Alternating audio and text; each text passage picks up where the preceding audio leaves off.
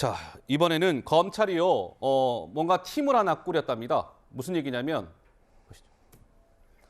지난 7월에, 그러니까 지난 7월이면은 뭐 지금으로부터 몇 개월 전이긴 합니다만, 지난 7월이 갖는 의미는 대장동 수사와 관련해서 새로운 수사팀이 꾸려진 겁니다. 그 시기라고 봐주셔야 의미가 있는 거고요. 그 당시에 전문 계좌 추적팀이 만들어집니다. 그래서 이 계좌 추적팀이 최근에 뭘 했냐면, 대장동 일당의 재산 800억 묶어놨잖아요. 못 팔게. 플러스 김만배 범죄 수익 260억 지금 역시 동결해놨어요. 환수 조치 들어가는 거죠. 대장동 일당의 대여금, 배당금 쫓고 있고요. 법조계 관계자는 이 부패 수사는 돈의 흐름을 쫓는 게 핵심인데 그렇다면 지난해 9월부터 대장동 수사가 진행됐는데 문재인 정부 당시 검찰에서는 그동안 뭐 했던 거지? 뭐 이제 이런 좀 비판이 나오고 있는 것 같습니다. 언제입니까? 지난해 10월 국회에서는 이런 논란이 있었습니다. 직접 목소리로 확인해 보시죠. 성남시청뿐만 아니라 이재명 씨, 그다음에 경기도청, 화천대유, 천화동인 전부 압수수색이 돼야 되는데 지금 압수수색한 곳이 몇 군데입니까? 저희가 언론에 알려지지 않아서 그렇지 저희 나름대로 절차를 밟고 있다는 나름대로 말씀입니다. 많이 하고 있습니까? 그러니까요. 지금 여러분들이 부실 수사, 권력 눈치 보는 수사를 한다고 하는 거예요. 왜 특정인 그리고 또 사람에 대해서 소환 계획이 의지가 없느냐라는 지적이 있으신데 그 부분도 저희가 다 검토를 하고 있습니다. 그리고 이제 수사팀 의지와 관련해서 늘 이렇게 우려하고 계신데 저는 이제 저희 수사팀의 역량이나 그리고 공정함을 믿습니다. 그러니까 실제로 이런 일도 있었어요. 김만배 씨가요. 언제입니까? 지난해 10월 6일 날 화천대유 배당금을 423억을 받고 10분 동안 220억을 어딘가에 송금을 하고 최우양 씨라고 지금 구속된 쌍방울 전 부회장 여기 30억을 10분 동안 송금을 하는 거예요. 그거 한번 보시죠. 이때가 언제쯤인지 지난해 10월 6일 날짜를 잘 봐주세요. 자, 10월 6일 지금 나오죠. 제가 설명한 거 30억, 220억 송금합니다. 지난해 9월 29일 날 무슨 일이 있었냐면 검찰이 화천대유 성남도계공 막 압수수색했어요. 근데 10월 6일 날 막 돈을 송금한 거예요. 돈 송금하면 계좌 이력 같은 거 다 남는데 송금을 한 거예요. 그러니까 검찰에서 무슨 얘기가 나왔냐면 아니 수사가 본격화하는 중간에도 돈을 10여 분 안에 200억 넘게 이체를 했어? 아하, 이거 역설적으로 지난해 문재인 정부 당시 검찰 수사는 전혀 위협이 되지 않았다는 것이다. 이게 검찰 관계자 발입니다. 우리 김건욱 교수님 한 말씀 들어볼까요? 어떻습니까? 그 송금을 한다는 거는 그 김만배 씨 입장에서는 저게 부정한 돈이 아니다라는 생각에서 하는 것이지 부정한 돈을 예컨대 불법으로 번 돈을 이렇게 송금해가지고 이렇게 경로가 다 밝히게 하는 사람은 없지 않나 싶어요. 그리고 지금 뭐 최 씨한테 80억이 갔다 그러는데 이것도 거의 이 회사를 구매하고 매입하고 뭐 하는데 다 쓰여졌다고 합니다.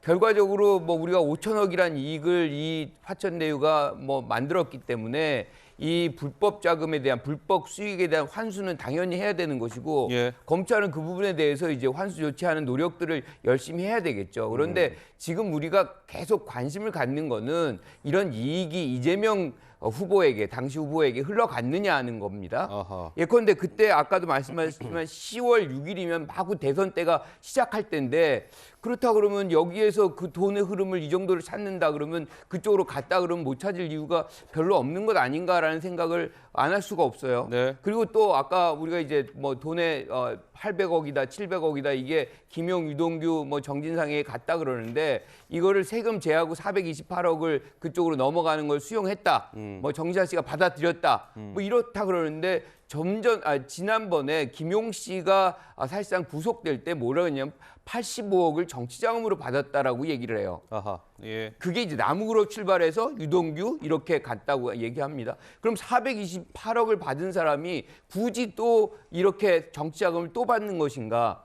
저는 계속해서 지금 검찰이 서로 막 헷갈리는 그런 수사 결과를 계속 만들어내고 발표하고 있다 이렇게 생각을 해서 네. 혼돈스럽다 이렇게 말씀드리고 싶습니다. 그래서 지금 어쨌든 검찰은 지난 7월에 전문 계좌 추적팀을 신설을 해서 이제 뭐 재산들 찾아내서 묻고 있다는 거고 그렇다면 지난해 9월 대장동 수사가 시작이 됐는데 지난 7월에 이 추적팀이 꾸려졌으니까 그렇다면 이 몇 개월입니까? 10개월 동안은 왜 이런 팀이 없어가지고 검찰이 재산 같은 걸 동결하지 못하고 그동안 뭐 한 거냐? 이제 이런 비판에 이어서 아니 220억, 30억 김만배 씨가 뭐 지금 강제 수사 진행되는 도중에 돈을 막 여기저기 쏘는데 이런 게 어떻게 가능했을까에 이어서 또 있습니다. 한번 보시죠. 자, 김만배와 남욱이 언제입니까? 지난해 10월 21일 검찰 조사실에서 나와서 승강기를 기다리는 남욱 변호사의 뒤를 누가 따라간다? 김만배가 따라갑니다. 그래서 저 당시에 남 변호사는 이렇게 진술을 했어요. 저 당시에 김만배 씨가 손가락 4개를 딱 펼치면서 4억 원은 뇌물이 아니라고 진술해달라는 취지로 말했다. 이렇게 증언을 했습니다. 제가 이 부분에서 좀 궁금한 게 있었어요. 법조인인 천하람 변호사께요. 네. 저 당시에 대질 조사가 이루어졌다고 하고 검찰 조사실에서 나왔답니다. 저 두 사람이. 네. 근데 저 당시에 김만배와 남욱이 검찰청사 복도에서 버젓이 저렇게 조우할 수 있게끔 저런 놔두는 상황이 이게 정상적인 상황입니까? 어떻습니까? 다소 이례적입니다. 그러니까 저희가 대지를 하겠다라는 얘기는 말 그대로 서로의 진술에서 모순되는 점은 없는지를 밝혀보자라는 것 아니겠습니까? 그런데 저렇게 자유롭게 같이 이야기를 나누고 말을 맞출 수 있는 기회를 준다는 거는 다소 이례적이거든요. 그래서 저럴 때는 보통 휴게 시간도 좀 분리해서 부여를 한다거나 아니면 들어오고 나가는 시간도 조금 시간차를 둬서 이렇게 소환을 한다거나 하는 식으로 둘이 미리 이렇게 좀 특히나 검찰청 안에서 말을 맞출 수 있는 그런 기회는 되도록 안 주려고 하는 것이거든요. 네. 근데 지금 보면 저게 CCTV가 찍히고 저도 저기 자주 가는 데인데 검찰청 엘리베이터 앞 복도예요. 네네. 그럼 저기서 저렇게까지 할 수 있도록 놔둔다? 너무 좀 안이했던 것 아닌가. 뭐 저로서는 조금 이해하기 어렵습니다. 지난해 10월 당시의 모습이었습니다.